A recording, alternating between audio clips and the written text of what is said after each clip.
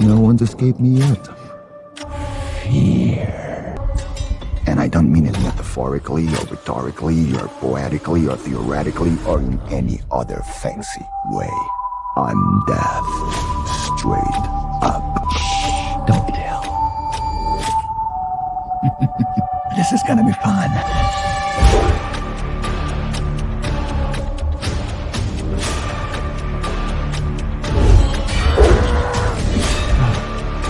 I just love the smell of fear.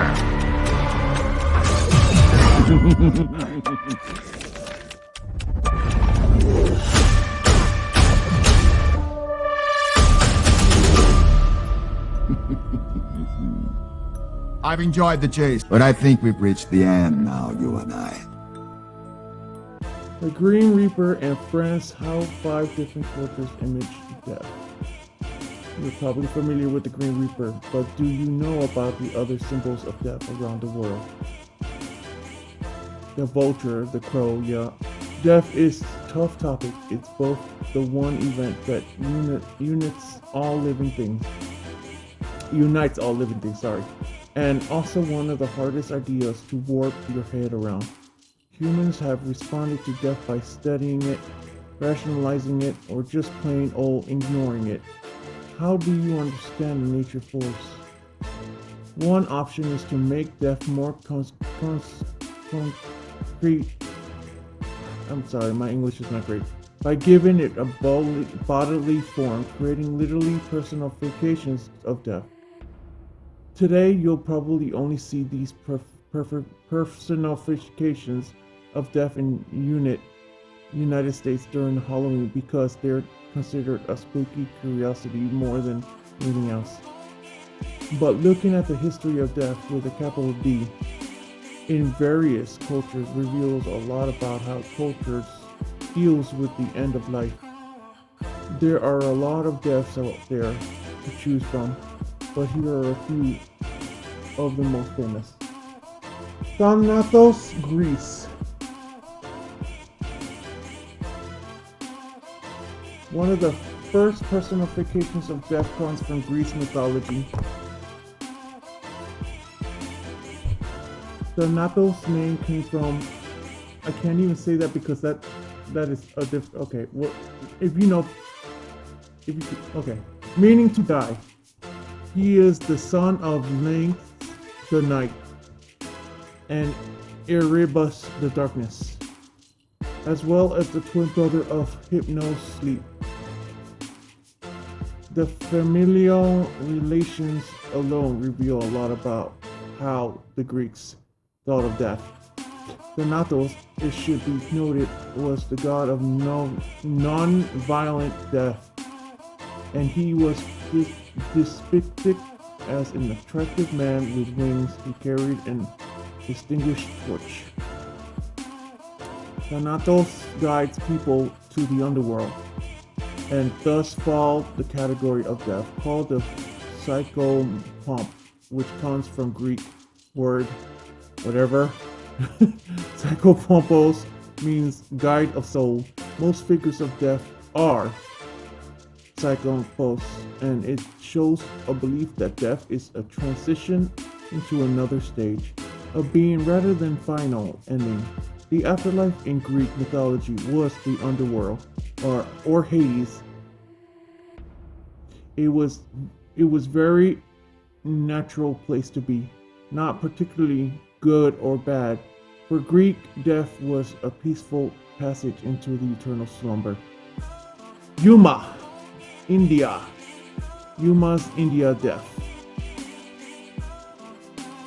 Yama is the Hindu god of death and is the judge of souls in the afterlife. Yama's family relations change a bit depending on the versions you're reading, but it is generally said he is the son of the sun god I'm sorry if I put your names, okay? Vivasvat, the goddess of cloud, Serenu Semjna, I can't pronounce these names, I'm sorry. He is also the twin brother of Yami. It's believed that Yama and Yami came from the Sanskrit word meaning twins of both sexes.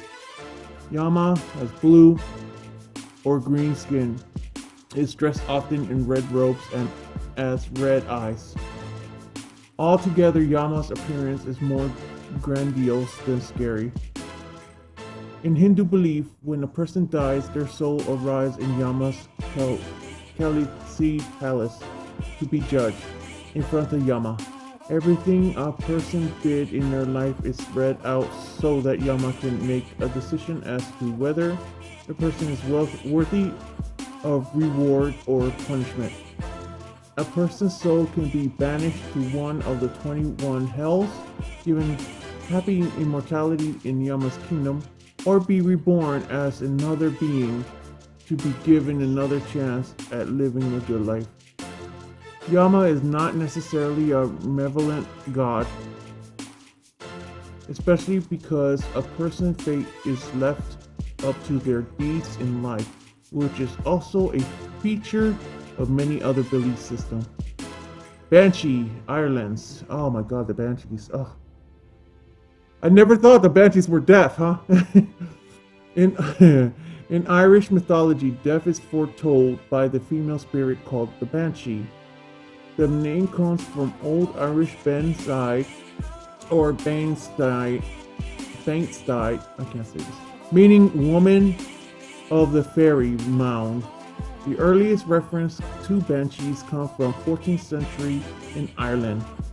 Some say the myth comes from an old tradition. There's a woman who would sing, or more specifically king, wail or in grief during funerals.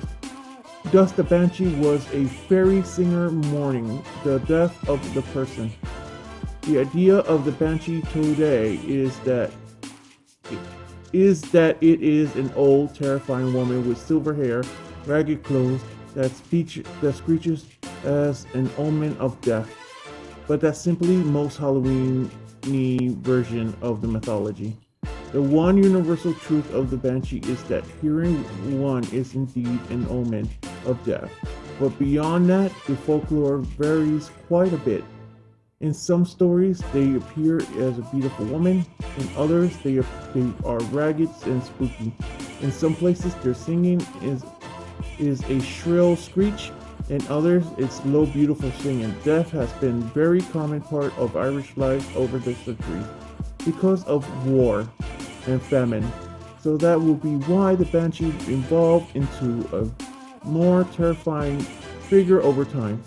Or it could just be that banshees were confused with the screeching of owls, which is a scary thing to hear in the dead of night.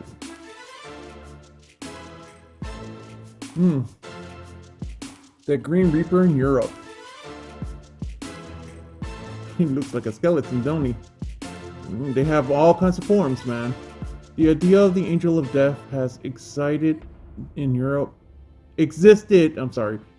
for a very long time, but the Green Reaper, arguably the most famous of the personification of death, was born during one of the most catastrophic times of human history, the Black Plague of the 14th century. During this period, millions and millions of people were dying and nobody could figure out why. So it is not a surprise that death was on everyone's mind. Skeleton that could move and dance become a common motif in art during the time, and so became the most common shorthand for death. With the Green Reaper comes a number of other symbols for death. In most modern description, it carries a scythe, though originally it had also been a crossbow, darts, or other weapons. The scythe makes an important shift because it's a harvest tool rather than a weapon, meaning death may have been seen more as a natural event than a violent one. Then there's the Black Cloak, which generally associates with death and mourning in Western culture. The Green Reaper is most commonly seen in horror movies and Halloween decorations, which is which in itself says a lot about its acceptance to think about or reference death in modern culture. You know we will meet again, right?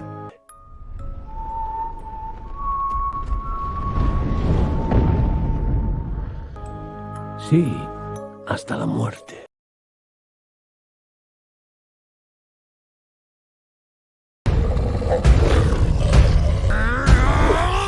¿Por qué diablos fui a jugar con mi comida?